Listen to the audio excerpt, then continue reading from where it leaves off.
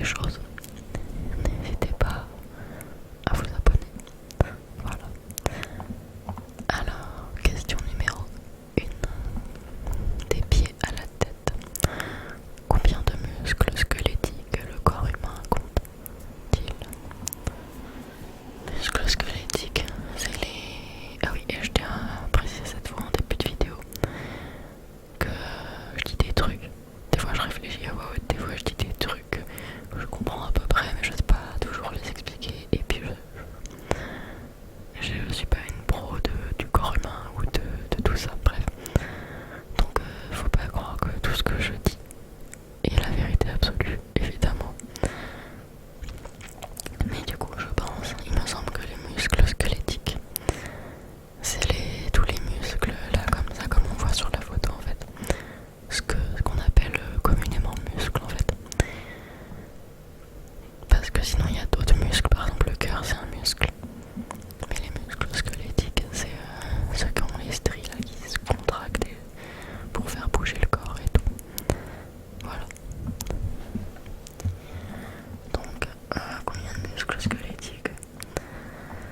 On va essayer de faire une moyenne. Genre là il y en a au moins 2-3 dans le bras. Il y a biceps, triceps, il y a l'épaule, mais genre à chaque fois il y a devant, derrière l'épaule. Il y a les trapèzes, il doit y avoir au moins 2-3 muscles dans le cou. Il y a plein de muscles dans la mâchoire. En fait, je peux pas faire mon compte comme ça. Ça va être chaud. Il y a des endroits où il y a plein de petits muscles, je pense. J'hésite quand même entre 120 et 310. Je sais pas, 310 ça me dit quelque chose, mais ça fait beaucoup. Genre c'est pas non plus les os où on en a plein partout. Où on peut avoir plein de petits os comme dans le pied par exemple. Là c'est des muscles.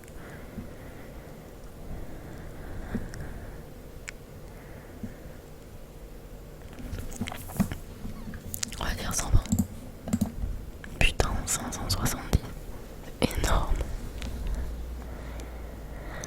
Ces muscles s'ajoutent aux muscles inconstants que possèdent certaines personnes et que d'autres n'ont pas.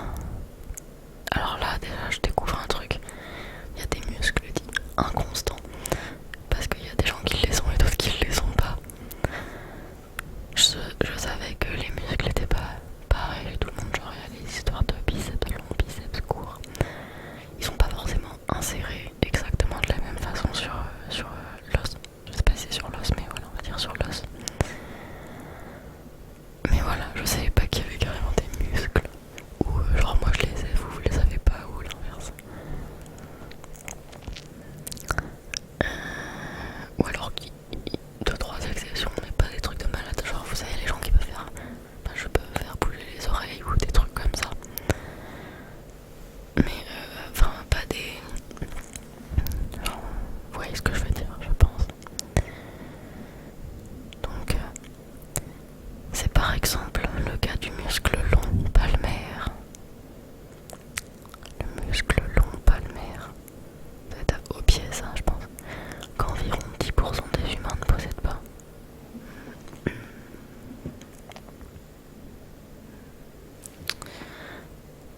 Ah oui mais en plus, en fait c'est les 570 qui s'ajoutent à ça. Donc même sans ça, en fait il n'y en a pas forcément beaucoup. Il y a quand même 570 muscles dans le corps humain. C'est beaucoup.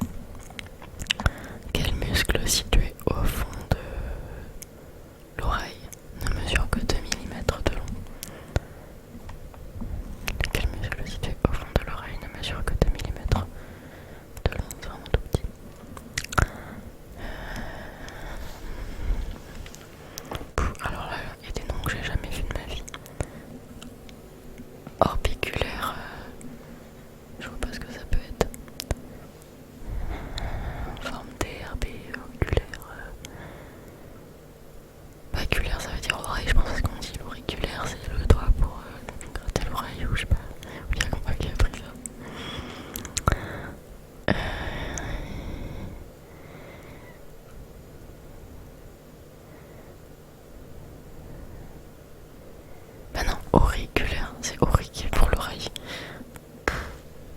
Je suis paumée. Orbiculaire, je sais pas ce que c'est. Temporal, non, je pense pas. J'ai jamais entendu stapédien.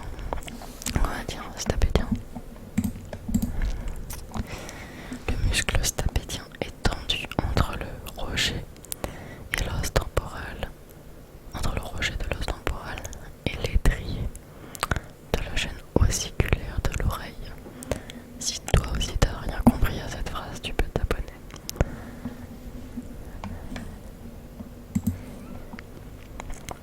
Combien de litres de salive produit-on en moyenne chaque jour?